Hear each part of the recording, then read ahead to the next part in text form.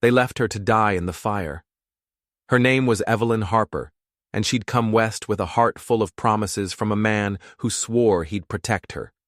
A schoolteacher from Ohio, delicate and hopeful, ready for a new life.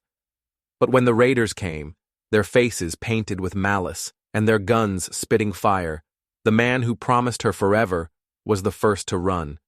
The preacher ran too. Every man who had sworn to be a wall of protection turned into a gust of wind, disappearing into the chaos. They left her in the burning wreckage of the wagon train. They left her to the flames and the bullets. But Evelyn Harper didn't die. Something inside her refused to turn to ash. She clawed her way through the inferno, her dress catching fire, her lungs filling with smoke. She didn't scream for help. There was no one left to hear it. Instead, she pulled two screaming children from a blazing wagon, their faces streaked with soot and terror. She hoisted them onto her hips and she ran. She ran across the scorched Wyoming earth while bullets chewed the air around her into angry splinters. She didn't look back. There was nothing left but ghosts and broken promises. It was the spring of 1867. The world smelled of char and loss. The sky was a low, bruised ceiling of silence and smoke. That's when she heard it. Not the crackle of fire or the whine of lead. It was a different sound. The slow, steady, patient rhythm of hooves. Out of the smoky haze, a rider emerged. He looked like he was born from the desolation itself. A torn hat, a worn rifle resting easy in his arms, and eyes that had seen too many fires to be frightened by this one. He didn't speak. He just looked at her, at the children she clutched, at the grit and fury burning in her eyes, and he seemed to recognize something. Something he thought he'd lost in himself a long, long time ago. He hadn't come to save her. He was just a man being pulled west by his own ghosts. And now she was being pulled west too. They would walk together, two strangers bound by the fire, into a land where no law could reach them. A land where your only protection was the iron in your soul and the speed of your heart. What happened next would not just test them. It would tear them down to their very foundations and leave a scar on the frontier that would never fade. This is the story of Dry Creek and the woman who walked out of the flames. The wind that scoured Dry Creek, Wyoming, carried more than just dust. It carried secrets that were old and tired, prayers that had long gone unanswered, and the sharp, bitter scent of horses that had been ridden too hard.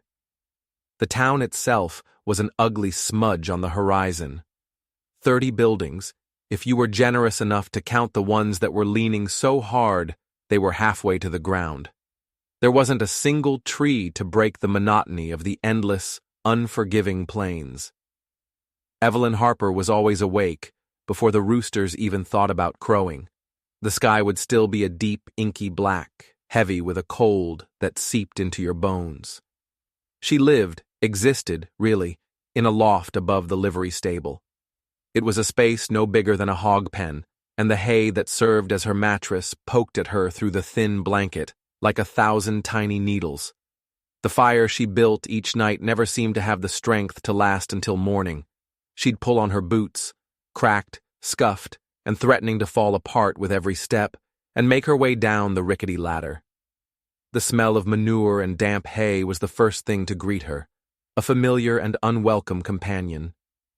She moved in the pre-dawn gloom with a practiced silence, her hands sure, her eyes missing nothing. The horses were the only ones who seemed to notice her work. They didn't whisper about her behind her back. They didn't stare. The townsfolk had a name for her, the Fire Woman. They didn't say it with respect. They said it with fear. They remembered the convoy that had tried to cross Devil's Spine and failed. They remembered the column of black smoke that had stained the sky for 2 solid days. And they remembered the woman who had walked out of that apocalyptic scene, barefoot and bloodied, carrying 2 children, looking like she'd gone 10 rounds with the devil himself and hadn't backed down. But they didn't welcome her. They didn't offer a kind word or a warm meal. They watched her from behind their curtains, their faces pinched with suspicion. So she swept the stalls at the livery, she lifted bales of hay that weighed twice what she did, and she cooked for herself over a tiny fire when there was something to cook. Her hands, the same hands that had once gracefully written poetry on clean white paper back in Ohio, were now a road map of calluses and splinters. They knew the unforgiving weight of a shovel and the sharp bite of a broken board. The men in town stared at her with a mixture of lust and fear. The women whispered as she passed. "She's cursed," they'd murmur, pulling their children closer. "She walked out while all the good folks burned. I heard she might have started it herself." Evelyn never bothered to answer their accusations. She had learned a hard lesson out on that scorched earth. Words were a currency you didn't waste on fools. The preacher's wife, a woman with a face like a clenched fist, had once offered her a loaf of bread along with a heaping dose of scripture. Evelyn took the bread, left the scripture on the woman's doorstep, and never looked back. She had more faith in fire than she did in heaven these days. Fire was honest. It took what it wanted, and it never pretended to be anything else. Mr. Beidle, the man who owned the livery, was the one who let her stay in the loft in exchange for back-breaking work. He was a sour man with gums the color of raw meat and teeth stained brown from tobacco. His laugh was a wet, rattling sound that never reached his eyes. He never laid a hand on her, but his gaze was worse. It was like a pair of sticky, grasping hands, always trying to touch parts of her that were none of his business. But Evelyn endured it. What other choice did she have? This town, this loft, this life of thankless labor, it was the only port she had in a world that had tried to drown her.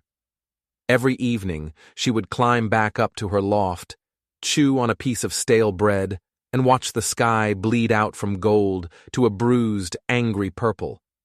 The stars would appear slowly, one by one, as if they, too, were afraid of the vast, overwhelming darkness. Then came the day that the world tilted on its axis. She was at the town well, hauling up a heavy wooden bucket, the rough rope biting into her raw palms. That's when she saw it, a distant cloud of dust on the horizon. This wasn't the wind playing games, and it wasn't a herd of wild horses. It was a rider, and he was coming slow and steady, like a man who wasn't in any particular hurry to get to the end of his road, no matter what that end might be. A hush fell over Dry Creek. It was a strange kind of silence. Doors didn't slam shut, but they seemed to lean in on themselves. Men who had been lounging on porches suddenly found reasons to be inside, peering out from behind grimy windows. The tinny off-key piano at the saloon stopped dead, mid-note. The rider passed by Evelyn without so much as a glance, but his silence was louder than a gunshot.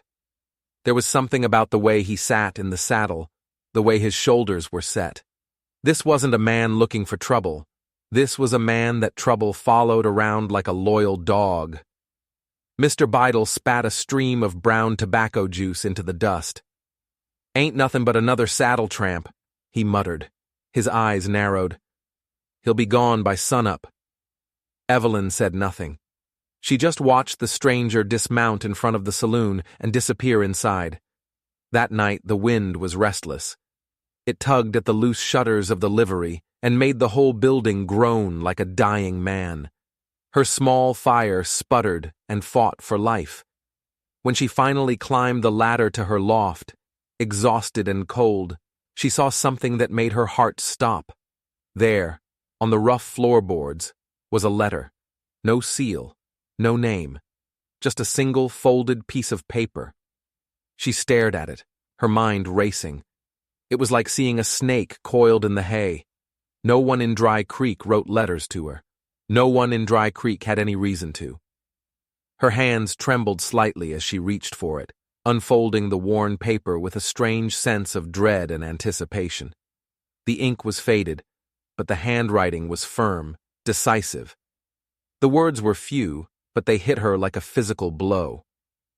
"There's work west of here. Real work. A place called Hollow Ridge. They need folks who don't scare easy. You've been through fire. That's more than most. If you're tired of scraping through the dust, come find me. Ask for Jay. That was it. No flowery promises. No pretense of kindness. It was just a direction. A signpost in the middle of nowhere. It felt less like an invitation and more like a challenge. Like a hand held out in the dark, not to comfort, but to pull you forward. Evelyn read the note 3 times. You've been through fire. Whoever this Jay was, they knew. They knew what she was. She carefully folded the letter and tucked it deep inside her worn boot. A smile didn't touch her lips. She wasn't sure she remembered how, but deep inside her chest, something that had been dormant for a very long time did something new. It leaned forward. The sun was a bloody smear on the horizon, casting long skeletal shadows across the hard-packed earth as Evelyn Harper guided her tired mule toward the gates of the ranch. The sign above was weathered and bleached by the sun, the words Remington Ranch barely legible. The gate itself hung crooked on a rusted iron latch. Beyond it, vast, lonely fields stretched out, fenced in by split-rail wood and a profound, heavy silence. The mule's hooves made a dull, thudding sound on the dry path, a lonely rhythm in the quiet expanse. Evelyn's bonnet, a relic from her old life, flapped in the persistent wind. Her coat, thin and worn, hung loosely on her frame. She sat perfectly upright in the saddle, her eyes fixed forward, her jaw set in a line of grim determination. She had come too far, endured too much, to even consider turning back now. The house finally came into view as she crested a small rise. It was a plain, 2-story wooden structure, stark and unadorned. A porch was shaded by a simple overhanging roof. A thin curl of smoke rose from the stone chimney, a single sign of life in the desolate landscape. A windmill creaked nearby, a tired, repetitive sound that seemed to measure out the passing of lonely seconds. And on the porch, a man was standing. He was tall, with shoulders that were broad and square beneath a dusty, long duster coat. His hat was pulled low, casting his face in deep shadow. His boots were planted on the wooden planks like he had grown there, a part of the very dirt and wood of the place. He didn't move a muscle as she approached. He just watched her, his stillness unnerving. He watched her the way a wolf watches, not with hunger, but with a deep, calculating curiosity. Evelyn dismounted, her movements stiff from the long ride. She tied the mule's reins to a weathered post, the rope coarse against her skin. She wiped her dusty palms on her skirt, a small, unconscious gesture, and walked to the foot of the porch steps. She stopped there, looking up at the shadowed figure. "You sent word," she said. Her voice was low, but it didn't tremble. It was as firm as the hard ground beneath her feet. "So I came." The man didn't react for a long moment. The silence stretched, filled only by the creak of the windmill and the sigh of the wind. Then he spoke. His voice was like gravel rolling downhill. "Didn't reckon you would. You don't reckon much, do you?"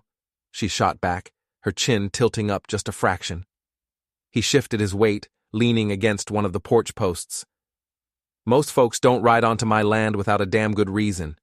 And I ain't had a woman set foot on this porch since my mother passed. I ain't most folks," she said simply. Another pause. He took a toothpick from between his lips and squinted at her, his eyes finally visible in the gloom. They were the color of a stormy sky. "Name's Jack Remington." "I know," she replied. "I said I needed a hand," he said, his voice dropping lower. "Never said I needed trouble. Then we're both in luck. I didn't bring any." His gaze was slow and deliberate. It moved over her, from her worn-out boots to the hem of her dusty skirt, to her calloused hands, and finally to her face. He was weighing her, judging her, trying to read the stories etched in the lines around her eyes. Finally, he gave a single curt nod. "1 week," he said. "That's the deal. You work, you earn your keep, you stay, You slack, you ride out. That's the law out here. I've known worse trades, she answered, her voice flat. Just then, the door to the stable creaked open. An old ranch hand, his face a mess of gray whiskers and deep wrinkles, leaned out. He wiped his sweaty brow with a dirty rag and spat a stream of tobacco juice. "That her?" he called out to Jack. Jack didn't even turn his head. "That's her." The old man grunted, his eyes sizing Evelyn up with open skepticism. "Don't look like she can lift a hay fork, let alone wrangle a spooked steer." Without turning to look at him, Evelyn spoke, her voice carrying clearly in the still air. "You talking to me, old man? Or are you just making noise to hear your own head rattle?" The old man let out a short, surprised chuckle and disappeared back into the darkness of the stable. From down the road, by a communal water pump, two women who had been filling buckets stopped and stared. One nudged the other with her elbow, and they began whispering, their heads close together. Evelyn didn't look, but she felt their stares like insects crawling on her skin. She knew that feeling, the way small, isolated towns breathe through gossip and spit through their smiles. Jack pushed the front door open and gestured with his head. "You'll take the room off the kitchen. There's wood that needs chopping, tack that needs cleaning, and feed that needs hauling. There's no coddling here, no hand-holding." "I didn't ask for either," she said, stepping past him into the dim interior of the house. The air inside smelled of dry wood, old iron, and the faint, lingering scent of tobacco. The room he indicated was Spartan, a bare cot, a small wooden stool, and a wash basin. That was it. "You eat after the day's work is done, not before," he continued, his voice devoid of any warmth. "If you get cold, there's a blanket trunk in the barn." Evelyn just nodded. She dropped her small bundle of belongings onto the cot and looked out the room's single small window. The sky outside was a violent canvas of blood red and ash gray, stretched thin over a land that seemed to go on forever. She felt him standing in the doorway behind her. She could feel his stare on her back. "Why'd you really come here, Evelyn Harper?" he asked, his voice suddenly quiet, intense.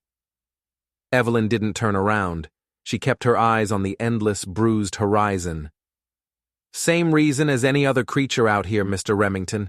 Shelter, food, a piece of ground to stand on that won't swallow you whole. Any woman who comes riding into a place like this alone has a hell of a lot more to her story than she's telling." She finally turned to face him then, her eyes meeting his in the dim light. "And any man living all alone on a stretch of dead land like this has more wounds than he's showing." He stared at her for a long, hard moment, his expression unreadable. Then, without another word, he turned and walked out, the front door shutting with a soft click behind him. Outside, the prairie wind began to howl, a lonely, mournful sound, like an old dog that had been left behind. Evelyn sat down on the edge of the cot. Her fingers were still stained with the dirt from the trail. Her heart was a steady, tired drum in her chest. She hadn't come here looking for kindness. She had come here because there was nowhere else on God's green earth left to go, and because some stranger named Jay had known the one word that could move her. Fire. The mornings came hard on the Remington ranch. A cruel, biting frost would kiss the fields before dawn, turning the grass to silver daggers. The wind was a physical thing, a relentless beast that cut straight through the thickest wool and seemed to target the very marrow in your bones. Evelyn was always up before it, rising in the frigid darkness. She'd boil water over the small hearth in the kitchen, wrapping her chapped fingers around the worn handle of the iron kettle as if it could anchor her to this harsh, unforgiving earth. She and Jack Remington existed in the same house, but they moved like two ghosts occupying different planes of reality. They rarely spoke more than a dozen words to each other in a day. He would ride out at the crack of dawn, his face already hidden beneath the wide brim of his hat, a saddlebag and his trusty rifle slung behind him. When he passed her on the porch, he'd give a single, curt nod. There was no warmth in it, but there was no malice either. There was just space. A wide, empty space between them, big enough to hide an army of secrets. Evelyn's domain was the barn and the yard. She split wood with an axe that felt impossibly heavy, the shock of each blow traveling up her arms. She brushed the horses until their coats shone, whispering to them in a low voice. She mended torn leather tack with a needle and thread, her fingers once accustomed to delicate stitchery, now thick and clumsy with calluses. She never complained, not once. She just worked, from before the sun rose until long after it had set. And Jack noticed. He never said a word, but she could feel his eyes on her sometimes as he stood by the corral fence, watching. Supper was a ritual of silence. She would ladle a thick, bland stew into 2 tin bowls and set them on the long, scarred wooden table. She sat at one end, he at the other. She would stare out the window at the dying light, while he would meticulously review the day's grain ledger, his brow furrowed in concentration. The silence in that room was a living thing. Sometimes it just stretched, thin and brittle. Other times, it hummed with the weight of all the things they weren't saying. Her only real company most days was Silas, the old grizzled ranch hand. He had a face like a dried apple and eyes that seemed to see everything, but he rarely spoke unless spoken to. One morning, as Jack was leaning against the corral fence, staring out at the distant hazy hills, Silas sidled up to him, wiping his hands on an old rag. "She's tougher than she looks, that one," Silas muttered, nodding his head towards the barn where Evelyn was wrestling with a heavy bale of hay. Jack didn't answer, his gaze unwavering. "She don't flinch at the hard work," Silas continued, undeterred, "and I ain't seen her drop a single chore you've given her. Not one." Jack finally spoke, his voice low and rough. "I didn't bring her here for comfort, Silas." "No," the old man mumbled, spitting a stream of tobacco juice, "but maybe she brought something you need anyway." That night, the wind rose to a furious roar. It howled over the plains, rattling the shutters of the farmhouse like angry ghosts demanding to be let in. Evelyn sat by the fire, her shawl pulled tight around her shoulders, watching the flames die down to glowing embers. She thought of her sister, buried in a cold Missouri grave. She thought of the last home she'd lost, the one before the fire. She thought of all the places she'd been turned away from, all the doors that had been shut in her face, simply for being too alone, too strong, too strange. She heard Jack's boots on the floorboards of the room above her. The sound was slow, heavy. He was pacing, back and forth, like a caged animal, like a man being chased by things that didn't have feet. The next morning, a visitor arrived. A young woman, her cheeks flushed red from the cold, riding a beautiful piebald mare. She wore a wide-brimmed hat, tilted at a jaunty angle, and a dress that was far too fine for ranch chores. Her lips were curved in a permanent, confident smirk, as if she owned not just the ground her horse stood on, but the whole damn territory. "Why, Jack Remington!" she called out from her saddle, her voice bright and mocking. "You still breathing out here, or have you just started growing roots into the porch?" Jack stepped out onto the porch, his arms folded across his chest. His face was a thundercloud. "Didn't expect to see you again, Millie." "Didn't expect you to take in hired help," she said, her sharp eyes flicking over to Evelyn, who had just stepped into the doorway, her sleeves rolled up to her elbows. Evelyn wiped her hands on her apron and gave a polite, if cool, nod. "Morning, ma'am." Millie just smirked, her gaze lingering on Evelyn with a dismissive air. "Well now, don't that just make things interesting? A new face, a new crop of rumors to plant." Jack shot a warning look towards Evelyn, then turned his attention back to Millie. "Millie was raised in town," he said, his voice tight. "We've known each other a long while." "I figured," Evelyn replied, her own voice as calm and steady as the dusk. After Millie finally rode off, leaving a trail of expensive perfume and unspoken tension in her wake, the wind seemed to pick up again. Jack stood on the porch for a long time, his hands on his hips, his face an unreadable mask of stone. "She talk like that to every stranger?" Evelyn asked, breaking the silence as she tossed another log into the woodpile by the side of the house. Jack shook his head, his eyes still fixed on the road where Millie had disappeared. "She don't see you as a stranger." "Then I reckon she sees me as a threat." A few days later, Evelyn was hauling buckets of water up from the creek. The path was steep and muddy, and her arms ached. Suddenly, she heard a horse whinny, a sharp, terrified sound. Then, a man's shout, cut off abruptly. She dropped the pails and ran. Her heart pounded in her chest as she scrambled back up the path towards the corral. Jack was lying in the dirt, his face pale, a dark stain spreading on the sleeve of his coat. A young, unbroken colt stood a few feet away, its eyes wide with fear, snorting and kicking at the air. Evelyn slid to her knees beside him, her breath coming in sharp, ragged gasps. "You're hurt." "Colt spooked," Jack grunted through clenched teeth. "Threw me, caught me with a hoof on the way down." Without a second thought, she ripped a long strip from the hem of her worn skirt and pressed it hard against the bleeding gash on his arm. "You need a doctor," she said, her voice firm. "I need whiskey and thread," he growled. "That's all." She held the cloth tighter, her knuckles white. "You're stubborn." His eyes, glazed with pain, finally met hers. A spark of something, defiance, maybe, or a grudging respect, flickered in their depths. "And you're not?" For the first time in all the weeks she'd been there, the thick, heavy silence between them softened, just for a moment. "Why do you push everyone away?" she asked, her voice barely a whisper. Jack's gaze drifted past her, towards the distant, brooding hills.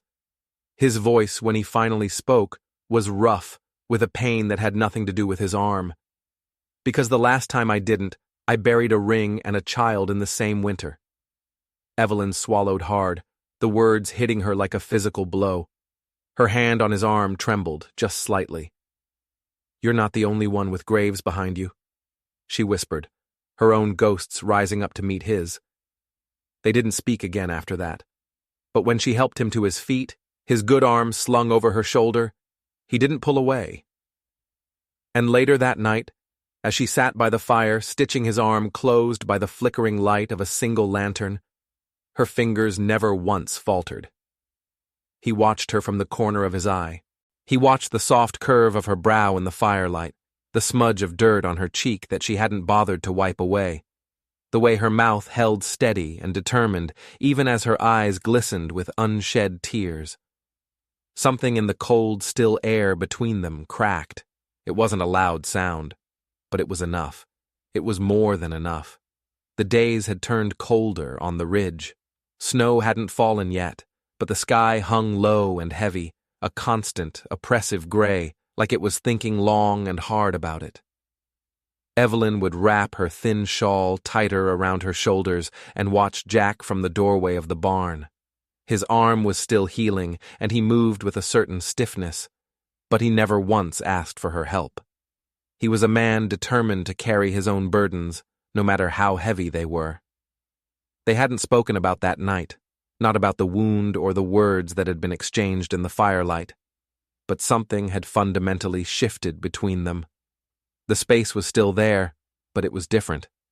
It was no longer an empty void. Now it was filled with a fragile, unspoken understanding.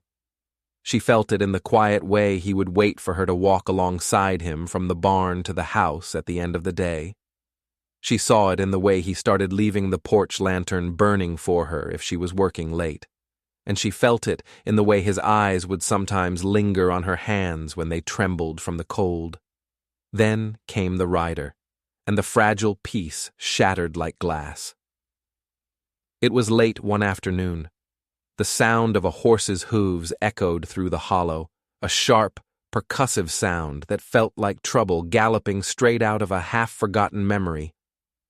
Jack was on the porch in an instant, his body tensing, his hand instinctively moving to rest on the butt of the pistol holstered at his hip. The man who dismounted was lean and sharp-eyed.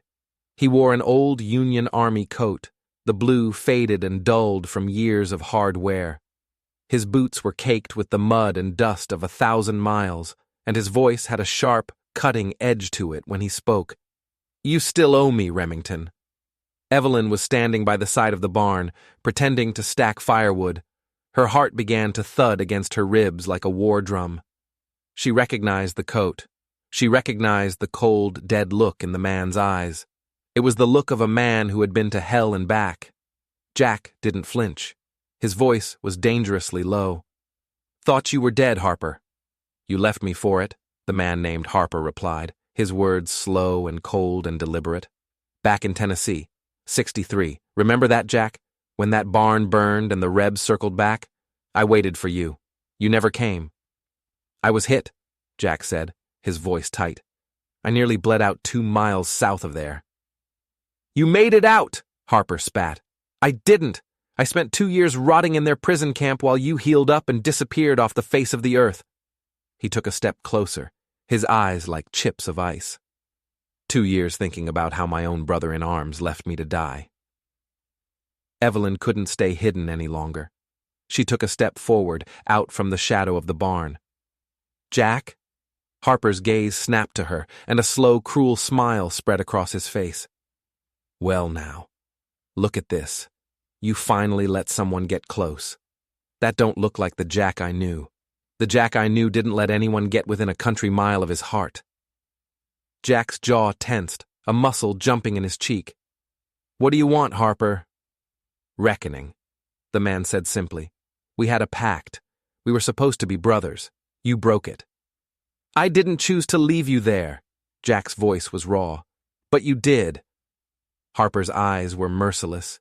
He let the words hang in the air for a moment before he delivered the killing blow. "You didn't just leave me, Remington. You left with the payroll." The world seemed to stop. Evelyn stared at Jack, her mind reeling. Payroll? What payroll? That night, supper was a cold, silent affair. The stew sat untouched in their bowls, growing cold. The silence wasn't comfortable anymore. It was thick and suffocating, poisoned by the arrival of the ghost from Jack's past. "You knew," Evelyn finally said, her voice quiet but firm. "You knew he might come back one day." Jack stared into the fire, his face grim. "I tried to bury all that back there," he muttered, his voice hoarse. "I didn't reckon it had the strength to claw its way out of the grave." "Why didn't you tell me?" she asked, the hurt evident in her voice. "Why didn't you tell me about Harper? About a payroll?" Jack finally looked at her then, his eyes hard and defensive. "What good would it have done? It's my past, my burden." "You let me care for you," she whispered, her voice cracking. "You let me stitch your arm, you let me see your pain, and then you shut me out like a door in a storm." His fist clenched on the wooden table. "I don't owe you the blood in my past, Evelyn." "No," she said, her voice gaining strength as she rose from the table. "But you owed me the truth." She took a step back, the warmth of the fire no longer reaching her. Her heart ached with a familiar, chilling loneliness. "You told me Millie didn't see me as a stranger. You let me believe I wasn't a stranger to you either." "You're not," he said, standing up to face her. His voice was rough with emotion. "Then stop treating me like one." Jack's eyes softened for just a fleeting moment. A look of regret, of deep-seated pain, flickered across his face. But then the wall slammed back down, higher and colder than ever before. "You want to leave, Evelyn, I won't stop you," he said, his voice flat and emotionless. She stared at him, her heart breaking. "That ain't what I asked." But he had already turned his back on her. He walked out of the house and into the cold, dark night, and he didn't look back. Evelyn stood alone in the kitchen, the silence of the house pressing in on her. Her breath was caught in her throat, like a bird in a snare. Outside, the wind howled through the skeletal branches of the trees, a sound that mirrored the desolation in her own soul. It bent the trees, just like sorrow bends the soul. By morning she had packed her small, meager satchel. Silas watched her from the stable doorway, his weathered face etched with sadness. He shook his head slowly. "You sure about this, girl?" he asked, his voice gentle. She paused at the gate, her hand resting on the neck of the mule she'd ridden in on. She nodded once, her gaze fixed on the empty horizon. "He's fighting ghosts that won't let him go," she said, her voice hollow. "And I can't live in a place where I'm not trusted." Silas sighed and touched the brim of his worn hat. "Then may the road be kinder to you than this place has been." As she rode out, past the crooked gate and along the ridge that overlooked the ranch, she didn't cry. She had no tears left. But from the window of the farmhouse, Jack Remington stood and watched the small cloud of dust kicked up by her mule until it disappeared completely into the vast, indifferent landscape. And for the first time since he buried his wife and child, he knew what it felt like to lose someone while he was still breathing. The storm didn't just roll in. It descended upon the plains like an act of divine fury, a rage that had been bottled up in the heavens for too long. By sundown, the world had been reduced to a maelstrom of wind and ice. The wind howled like a banshee, lifting loose dirt and broken branches and slamming them against the farmhouse like angry fists. Shutters were torn from their hinges. The horses in the corral, usually so stoic, bucked and screamed, their eyes wild with terror. Silas was out there, shouting into the teeth of the gale, his old body struggling against the wind as he tried to secure the gate. Jack stood in the open doorway of the barn, his coat already soaked through, his face set like a granite cliff. His jaw was clenched so tight it ached. And Evelyn was out there somewhere. In that. She had left that morning, her back straight, her resolve firm, with her mind set on putting as much distance between herself and the Remington ranch as possible. But she couldn't have gotten far, not with this storm. Jack knew this land like the back of his hand. He knew the path that led to Miller's Creek was narrow, treacherous, and prone to washing out in weather just like this. He let out a string of curses, the words snatched away by the wind. He grabbed his rifle from its peg on the wall, threw it over his shoulder, and ran for his own horse, a powerful black stallion that was just as wild as the storm itself. "Where in God's name are you going?" Silas hollered, shielding his eyes from the stinging sleet. "She ain't made for storms like this," Jack growled back, swinging himself into the saddle. "She's still out there." The trail was a nightmare, a treacherous path of sucking mud and slick, icy rock. Jack rode hard, leaning low over his horse's neck, the fury of the heavens crashing down around him. His eyes were narrowed to slits against the biting wind.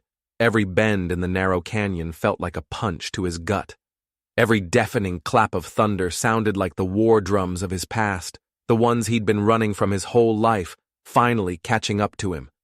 And then he saw it, through the swirling curtain of snow and sleet. A mule, its reins tangled in the branches of a fallen cottonwood, its saddle empty, riderless. He leaped from his horse before it had even come to a full stop, his heart a frantic, galloping thing in his chest. "Evelyn!" he roared, his voice raw. No answer, only the shriek of the wind.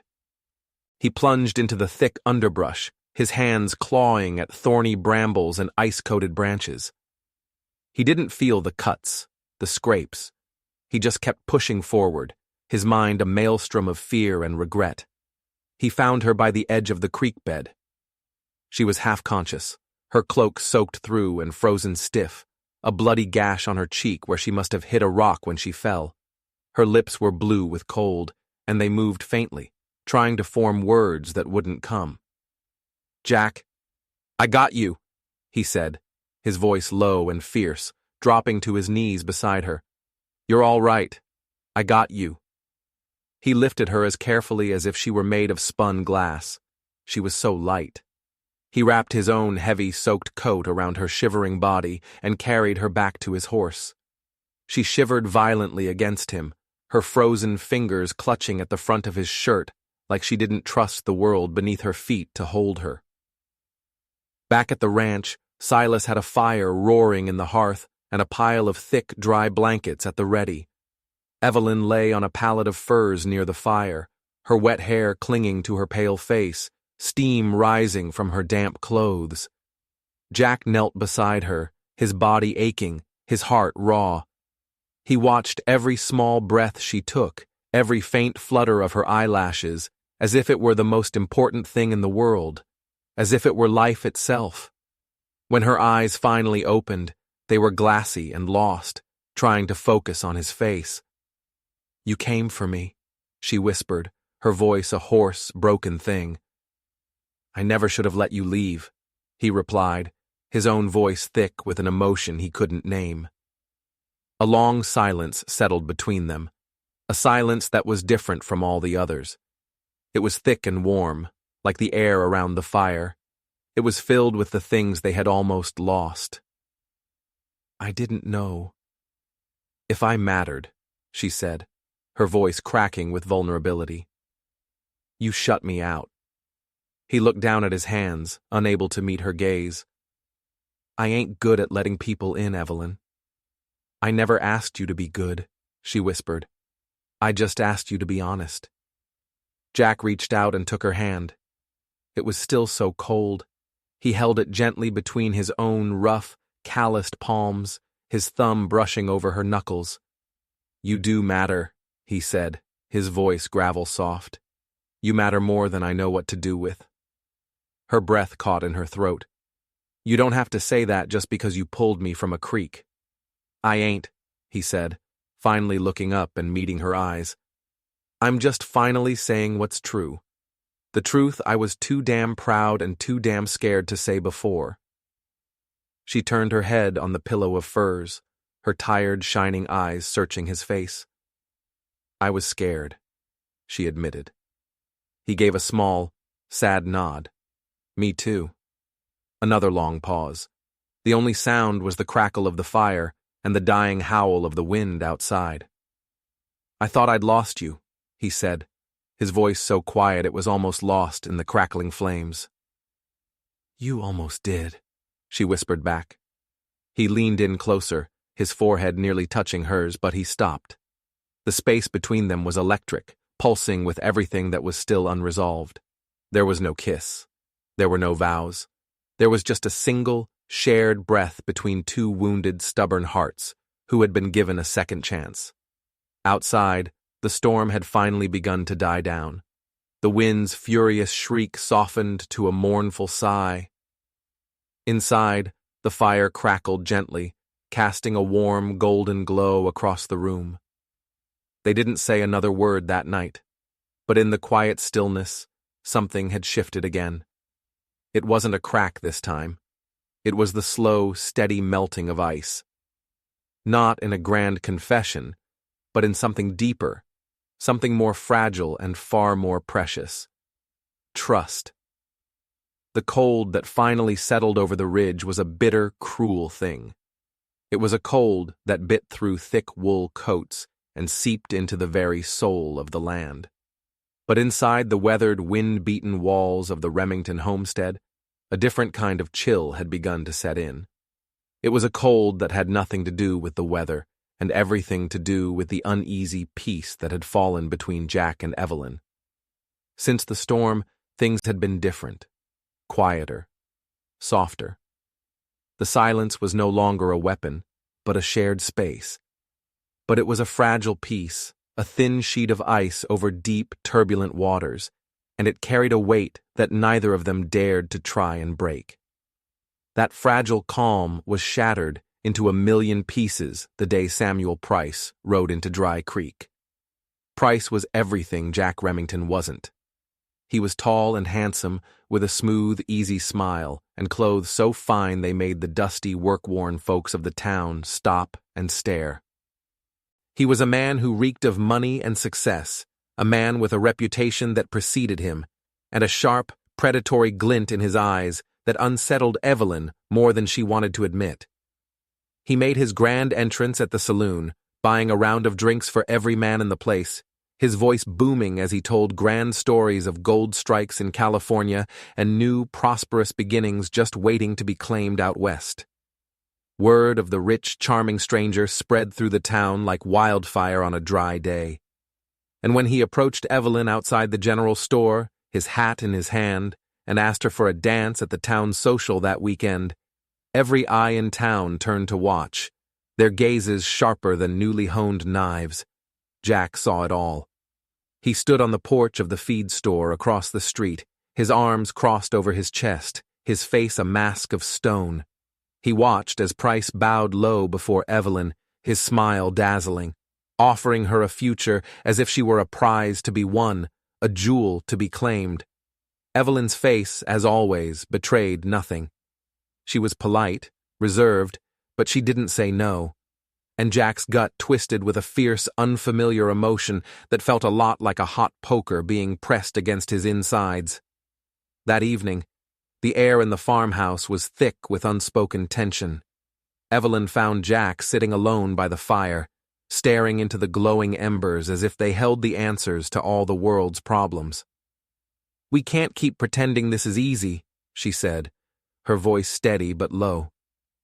Jack didn't look up from the fire. His voice was rough. "He's got money, Evelyn, a fancy life to offer. He could take you away from all this dust and this cold." "Is that what you think I want?" Jack finally turned to meet her eyes, and she saw a flicker of something raw and painful in their depths. "I never promised you a life that was easy," he said. "No," she replied, her voice softening. "But you promised you'd stay." Jack's jaw clenched, a muscle twitching in his cheek. He looked away, back into the flames. "I'm thinking of selling the ranch," he said, the words dropping into the silence like stones. Moving on. Her heart stuttered, a painful, panicked beat. "Sell it? Sell your home? What about us?" "There is no us, if I'm just a man holding you back from something better," he said, his voice flat. "There's no us if I'm just holding on to you because of some promise I made in a storm." Evelyn turned away from him, the warmth of the fire suddenly feeling like a mockery. She felt the weight of every whispered judgment from the townspeople, every sideways glance from women like Millie, who saw her as nothing more than an outsider, a burden, a woman who couldn't tame the harsh land or the even harsher men who lived on it. At the church social 2 days later, the whispers followed her like shadows. Old Mrs. Harding, the preacher's wife, cornered her by the punch bowl, her face a mask of pity. "You'd do well to consider Mr. Price's offer, dear," she said, her voice cloying. "This ain't no place for a woman without kin to protect her. A man like Jack Remington, he's got too many ghosts." Later that afternoon, Evelyn's world tilted on its axis. She was walking past the livery stable when she saw them. Jack and Samuel Price standing near the corral fence. They were talking, and then they laughed. It wasn't a polite, strained laugh. It was an easy, warm sound. The sound of two men who understood each other. Her breath caught in her throat. It felt like a betrayal sharper than any knife. "Jack," she called out, her voice tight with a pain she couldn't hide. He glanced over at her, his smile fading slightly, but he didn't move. He didn't come to her. He just gave her a small, almost dismissive nod and turned back to his conversation with Price. In that single, heart-stopping moment, Evelyn felt the weight of all the lonely years, all the fires and all the losses, snap inside her like a dry, brittle twig. She didn't wait for an explanation she knew would never come. She turned and ran. She saddled her mule with trembling hands, ignoring Silas's worried calls, and she rode. She rode hard into the coming dusk, tears finally burning hot on her cold cheeks, blurring the unforgiving landscape into a meaningless smear. Jack found her hours later by the moonlit river, sitting on a cold, damp rock. The moon was just a cruel, silver sliver in the black sky. "I'm sorry," he said softly, his voice carrying in the still night air. "You're selling the ranch," she whispered, not looking at him. "You're selling our home, and you're laughing with the man who wants to walk in and treat me like I'm just another piece of property to be bought and sold." Jack shook his head, taking a hesitant step closer. "You're wrong, Evelyn. It's not what it looked like." "Then what was it, Jack? What am I supposed to believe?" Her voice cracked, the sound swallowed by the gurgle of the river. "I'm scared. I'm so damn scared. I'm scared I'm going to lose you. I'm scared that no matter what I do, I'm not enough to make you fight for me." "You should have told me that," he said, his own voice filled with a desperate helplessness. "You should have trusted me." "How can I trust you when you won't trust me with your own heart?" she cried, finally looking at him, her eyes shining with tears. He stepped closer, reaching for her, but the space between them suddenly felt as wide and as cold as the river itself. "I don't know how to fix this," Jack admitted, his voice rough with defeat. She swallowed the painful lump in her throat and looked away, out at the dark, swirling water. "Maybe some things," she whispered, "can't be fixed." Jack's shoulders slumped. The shadows cast by the moonlight hid the deep hurt in his eyes. They stood there, two souls broken and adrift, stranded on opposite banks of a river of silence and pride. The night pressed down on them, heavy and final, like a verdict being read. Neither of them moved. Neither of them spoke another word. They were already gone from each other, long before the dawn came to witness their ruin. The dawn crept slow and hesitant across the vast prairie, spilling soft, apologetic light over the hills and melting away the harsh, accusatory shadows of the night. But inside Jack Remington's heart, the darkness had only grown deeper, colder. He sat alone on the front porch, his dusty boots resting on the wooden rail, his gaze fixed on the distant ridge where Evelyn had disappeared into the twilight days before. He hadn't slept. He hadn't eaten. He had just sat there, a hollow man in a hollow house. The house felt wrong. It was just wood and nails, but without her, it was empty. It was colder than the bitterest winter he had ever known. And the memories, the ones he had tried so hard to keep buried, came flooding back, unbidden and sharp as glass. He saw her, clear as day, kneeling on the floor to tie his worn-out bootlaces, her hands steady and gentle despite the deep ache he knew was hiding behind her eyes. He heard her, humming a low, soft song from her childhood as she sat by the fire one night, a sound as gentle as the wind rustling through the cottonwood leaves.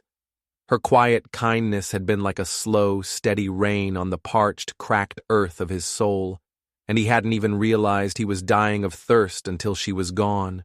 His loyalty, his promise, the words he had never said out loud but had carried in every single breath since he'd pulled her from that storm-swollen creek. He had betrayed them all. He had betrayed her. Jack stood up abruptly, the legs of his chair scraping harshly against the wooden porch. His voice, when he spoke to the empty air, was rough, but it was firm with a newfound, desperate clarity. "She's not leaving this land without me." He didn't hesitate. He strode to the barn, saddled his stallion with a speed and efficiency born of pure adrenaline, and he rode. He rode hard and fast towards the town, his heart pounding against his ribs as fast as his horse's hooves pounded against the hard-packed earth. The town square was just beginning to stir with the day's business. People were going about their mundane lives, completely unaware of the storm that was riding in on Jack Remington's broad shoulders. He found her. She was standing outside the general store, her back ramrod straight, preparing to board the morning stagecoach. She stood tall, a solitary figure of defiance against the weight of a town's whispered judgments. But he could see the slight tremor in her hands, the deep sadness in the set of her shoulders. His heart ached. "Evelyn!" he called out, his voice steady, but breaking just enough to reveal the raw emotion tearing him apart. She froze, her hand on the stagecoach door. She turned slowly, and her eyes, when they met his, flashed with a mixture of surprise, hurt, and something else. Something softer. A tiny, flickering ember of hope. She looked away, her lips pressed into a tight, thin line. He closed the distance between them in a few long strides, the dust of the street swirling around his boots. "I was wrong," he said plainly, the words tasting like ash in his mouth. "Wrong to let you go. Wrong to let my pride and my fear speak for me. Wrong to doubt what we have." She shook her head slowly, her eyes still fixed on some distant point down the road. "You made it seem like I didn't matter. Like the ranch, like our life, was just something you could sell off and walk away from." "No," he whispered, his voice thick. "You matter more than the ranch, more than the land, more than anything I've ever known." Around them, the town had gone still. The blacksmith stopped his hammering. The women gossiping by the well fell silent.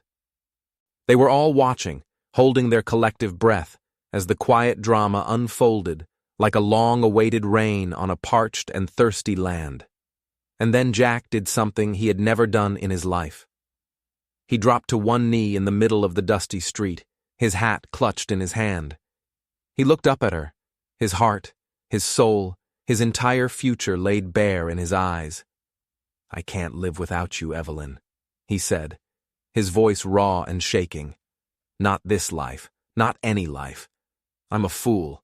I'm a coward. But I love you."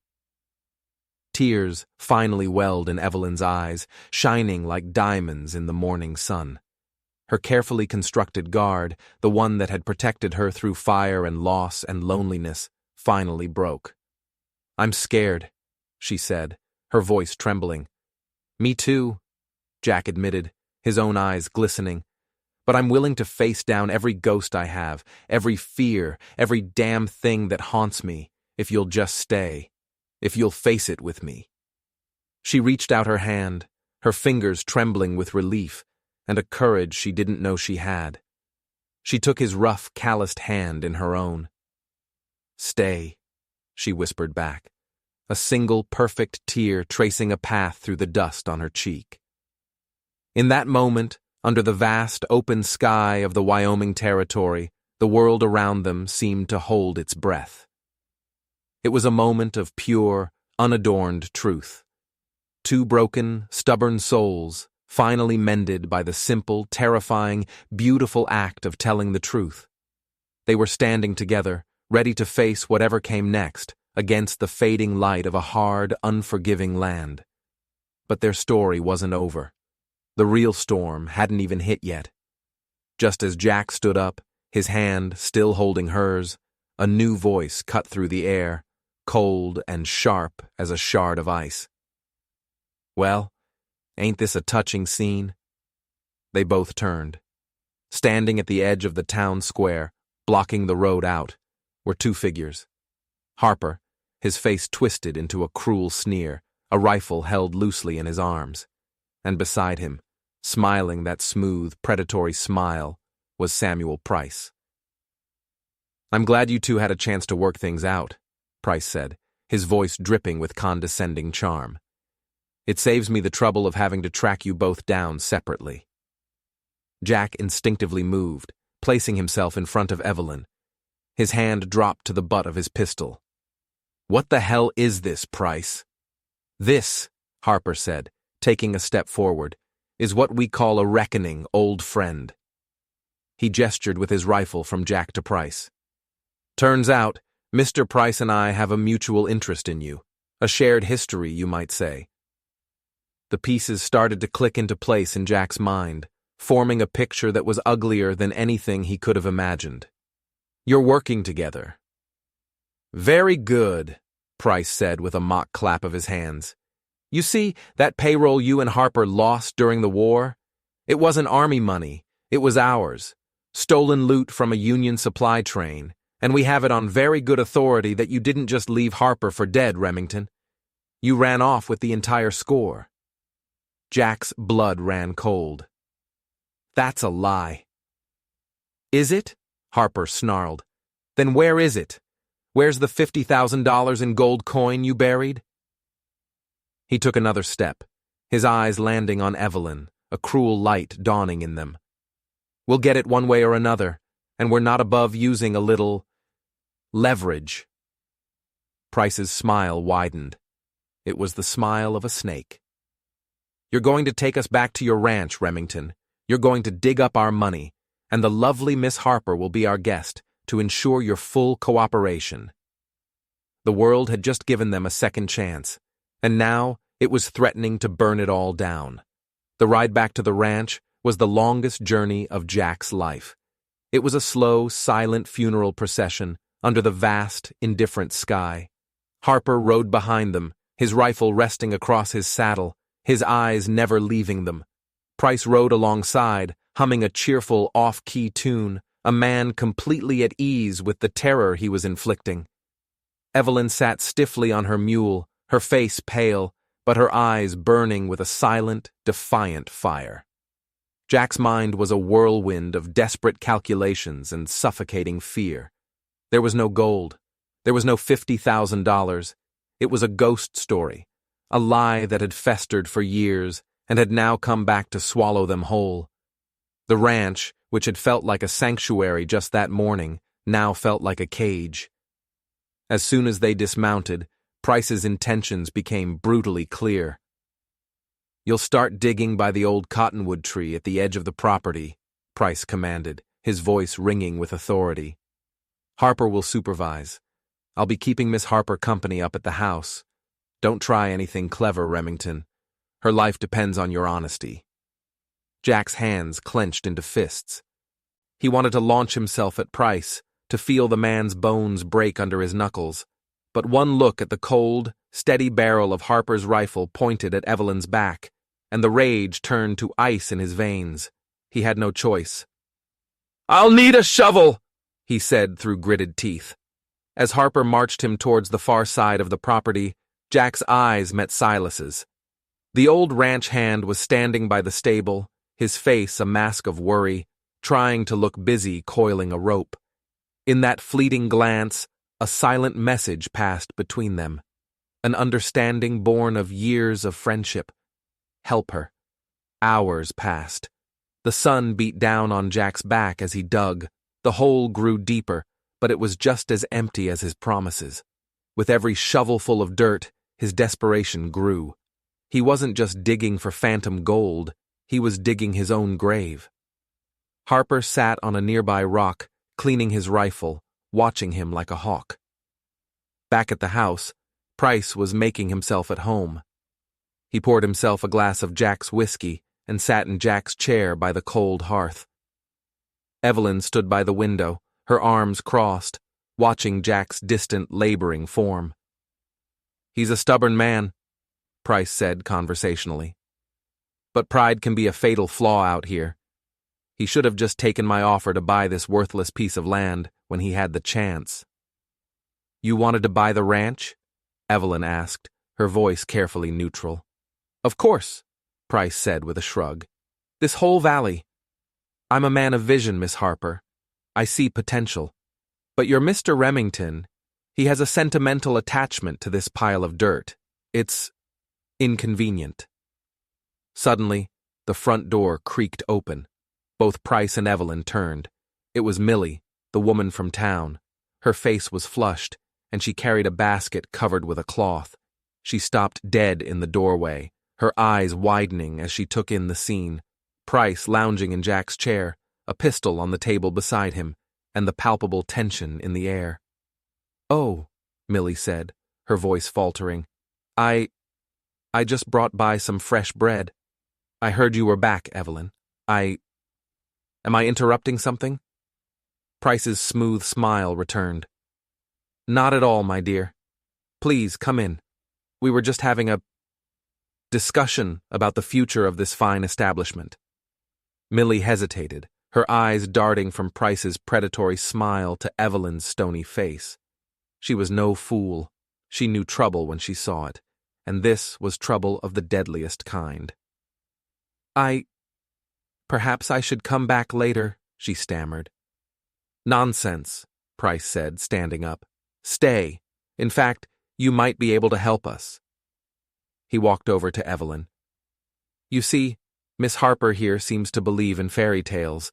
She believes in the inherent goodness of men like Jack Remington. Perhaps you could tell her what really happened to his first wife. Your sister." The bottom dropped out of Evelyn's world. "Your sister?" Millie's face went white. She stared at Price, then at Evelyn, her eyes filled with a mixture of fear and hatred. "You leave my sister out of this," she whispered, her voice trembling with rage. "Oh, but she's the whole reason we're here, isn't she?" Price continued, his voice soft and venomous. "She's the reason you've been feeding me information about Jack's every move for the past year. You wanted to see him ruined, didn't you? You blame him for her death." Evelyn stared at Millie, the pieces falling into place with sickening speed. The pointed remarks, the convenient appearances, the way she had tried to drive a wedge between her and Jack. It had all been a lie, a calculated act of sabotage. "Is it true?" Evelyn asked, her voice barely a whisper. Millie's composure finally broke. Tears streamed down her face. "He let her die," she sobbed. "She was sick. She needed a doctor in Cheyenne, but he was too proud. He thought he could handle it himself. He waited too long. He killed her with his stubborn pride." "And now," Price said, his voice like silk, "you have the chance to see him pay for it. All you have to do is sit there and do nothing." But as Millie looked at Evelyn, at the woman who had also been broken by this harsh land, at the woman Jack had risked his life in a storm to save, something inside her shifted. This wasn't the justice she had imagined. This was just cruelty. This was just greed. Suddenly, from outside, there was a shout, then the sharp crack of a gunshot. Price and Harper both spun towards the window. In the distance, they could see Silas, the old ranch hand, setting fire to a pile of hay bales near the barn. A huge column of thick, black smoke began to billow into the sky. A diversion. "What the hell is that old fool doing?" Harper snarled from outside. Price grabbed his pistol from the table. "Stay here," he ordered Millie, and then he ran out the door shouting for Harper. In that one moment of chaos, Evelyn's and Millie's eyes met. An unspoken understanding passed between them, an alliance born of shared desperation. "The cellar," Millie whispered urgently, pointing to a rug in the corner of the room. "There's a tunnel. His father was a smuggler. It leads out to the creek bed, half a mile from here. Go! Now!" Evelyn didn't hesitate. She ran to the rug, threw it back, and yanked on a rusty iron ring set into the floorboards. A hidden door lifted, revealing a dark, narrow opening and a set of stone steps leading down into the blackness. Without a backward glance, she plunged into the earth. Just as the door fell shut above her, she heard the front door of the house slam open again. She heard Price's angry shouts, and then she heard Millie scream. The darkness in the cellar was absolute. It was a cold, damp blackness that smelled of wet earth and secrets that were centuries old. Evelyn stumbled down the rough-hewn stone steps, her hands outstretched, feeling her way along a slimy, moss-covered wall. The air was thick and heavy, and every sound was magnified.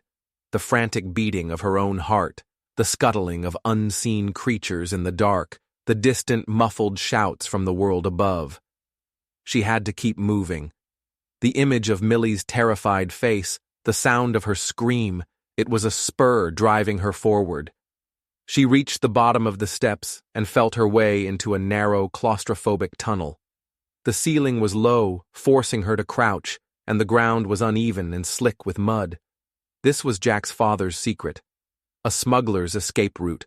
A legacy of shadows and lies that might just save her life. She could hear them now, crashing around in the house above her.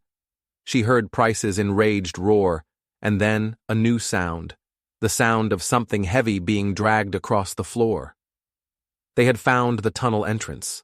Panic, cold and sharp, seized her.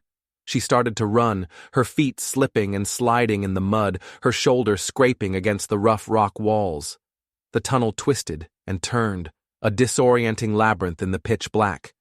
She had no idea if she was going in the right direction. She was just running from the sounds behind her. Then she heard it. A sound that made her blood run cold. Harper's voice, echoing down the tunnel. "You can't hide from me, girl.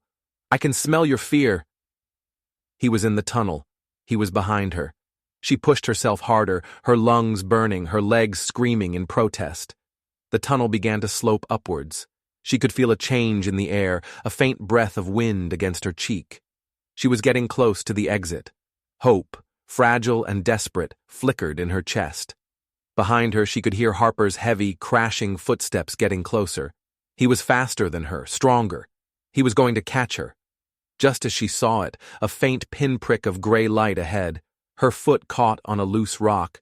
She cried out as she fell, her knee slamming into the hard ground. Pain, sharp and blinding, shot up her leg.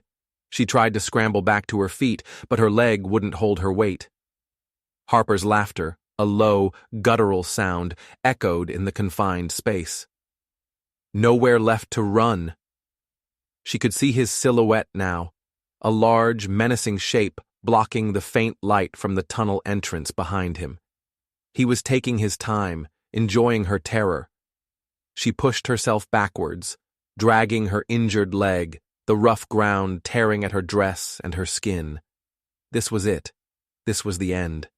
The fire hadn't taken her, the storm hadn't taken her, but this man, this ghost from Jack's past, he was going to be the one to finally drag her down into the dark. And then, a new sound. A roar from behind Harper. "Get away from her, Jack!" He came flying out of the darkness, a primal force of pure rage. He slammed into Harper like a freight train, and the two men went down in a tangle of limbs, their grunts and curses echoing off the tunnel walls. Evelyn could see them only as a writhing mass of shadows, a desperate, brutal fight in the near-total darkness. She heard the sickening thud of fists hitting flesh, the ragged gasps for air. She had to get out. She had to get help. Using the tunnel wall for support, she dragged herself the last few feet towards the light. She could hear the fight raging behind her, a symphony of violence. Just as she was about to pull herself out of the tunnel exit, she heard a loud, ominous cracking sound. The timbers shoring up the tunnel, loosened by the violent struggle, were giving way. Dirt and rocks began to rain down from the ceiling. A large beam splintered and fell, kicking up a cloud of dust. "Jack!" she screamed. The last thing she saw before a cascade of earth and rock sealed the tunnel entrance was Jack, his face bloody and determined, shoving a stunned and bleeding Harper back, away from the collapse, deeper into the darkness of the tunnel. Then the world went black as the exit caved in completely, plunging her into a terrifying, suffocating silence. She was out, but he was trapped inside. Gasping, crying, she pulled herself free from the rubble at the sealed-off tunnel mouth. She was at the creek bed, hidden by a thicket of willows. Her leg was on fire, but she ignored the pain. She had to get back to the house, to Silas, to someone. She began to crawl, dragging her useless leg through the mud and brush, her mind screaming Jack's name. But as she cleared the line of trees, she froze. He was waiting for her. Samuel Price. He stood there by the edge of the creek, his fine clothes now smudged with dirt. He had Silas with him, the old man held tight in a one-armed grip, a pistol pressed to his temple. It had all been a trap. Price had known about the tunnel all along. He had anticipated her escape. "I have to admit, Miss Harper," Price said, his voice calm and conversational, "you are proving to be far more trouble than you're worth. But all's well that ends well." He looked from her to the collapsed tunnel entrance. A tragic accident. The old smuggler's tunnel finally gave way, trapped them both inside. A fitting end for two thieves. "You're a monster," Evelyn whispered, her voice trembling with hate. I'm a businessman, he corrected her. He then looked down at her, a strange, calculating look in his eyes. You know, this whole thing could have been avoided. All of this trouble, this violence. It all started with a simple delivery that went wrong. What are you talking about? She spat. Price smiled, a slow, chilling smile. The wagon train, the one that burned at Devil's Spine. You think that was just random raiders? He chuckled. No, Miss Harper. Those were my men. They weren't there for supplies or money. They were there for a package. A package that your fiancé, the brave man who ran and left you to die, was supposed to be delivering to me. Evelyn's mind reeled. Her fiancé. William. He was involved in this? He was one of my associates, Price explained patiently, as if talking to a child. A weak man, but useful. He was supposed to bring me a certain item of great value, but he got greedy. He decided to keep it for himself. So I sent my men to retrieve it. They were instructed to be thorough. They were supposed to burn everything, including a certain school teacher who might have seen something she shouldn't have. What was it? Evelyn breathed. What was in this package? Not a what, Price said. A who. Or rather, what the who was carrying. You, my dear. You were the package. Your fiancé was supposed to deliver you, and the account ledger you were unknowingly carrying in the false bottom of your travel trunk to me. That ledger contained detailed records of all my business dealings, land grabs, extortion, bribery, everything. It was my one vulnerability. The fire was meant to destroy it, and you along with it. The world tilted and spun, the fire, the raid. It wasn't random. It was for her. She had been a target all along. And the letter, she whispered, her mind making a final, horrifying connection. The letter that brought me here. Ask for Jay. Price's smile was triumphant. Ah, yes. The letter. A clever little touch, wasn't it? Jay was the code name William was supposed to use. When you survived the fire, he had to find a way to lure you back into my grasp. He sent that letter, hoping you'd walk right into my web. But your new friend, Mr. Remington, he intercepted it first, didn't he? He thought he was saving you. Instead, he just brought my prize right to my doorstep. Everything she thought she knew was a lie. Her escape from the fire wasn't a miracle, it was a failed assassination. Her arrival at the ranch wasn't a coincidence, it was the result of a trap she had narrowly avoided, only to walk into a bigger one. Price raised his pistol, the barrel pointing directly at her heart. It's a shame, really. You have spirit. But the ledger is gone, buried in that tunnel with Remington. And loose ends, he sighed, are bad for business. Just as his finger tightened on the trigger, a voice, weak but defiant, came from the collapsed tunnel. Price! It was Jack. He was alive. A small avalanche of dirt and rock tumbled from the sealed entrance, and Jack's bloody, dirt-caked hand emerged from the rubble, pushing a heavy leather satchel out into the open. The payroll bag. You want it? Jack's muffled voice called out. Come and get it. Price stared at the bag, his eyes wide with greed. For a moment, he was frozen, torn between the gold he had sought for years and the woman who stood as the last witness to his crimes. In that split second of hesitation, Silas acted. With a strength Evelyn didn't know the old man possessed, he drove his elbow back into Price's gut, and with his other hand, he grabbed for the pistol. The gun went off, the shot deafening in the quiet creek bed. Silas grunted and fell to the ground, a dark stain spreading across his chest. But his sacrifice had bought them the one thing they needed: time. Because as Price stumbled back, clutching his stomach, a figure emerged from the thicket of trees behind him. It was Millie, her face a mask of cold fury, and in her hands she held Jack's rifle. The last thing Samuel Price ever saw was the righteous anger in the eyes of the woman whose sister he had used as a pawn in his greedy games. The crack of the rifle echoed through the valley, a final brutal note of justice. The silence that followed was absolute.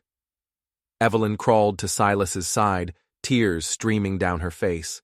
The old man looked up at her, a faint, sad smile on his lips. "He's a good man, that Jack," he whispered, his voice failing. You take care of him." And then, the light went out of his eyes. From the rubble of the tunnel, Jack finally managed to pull himself free, collapsing onto the ground, bruised and bleeding but alive. He looked at Silas's still form, at Millie standing with the smoking rifle, at Evelyn kneeling in the mud, and his face crumpled with a grief so profound it was almost silent.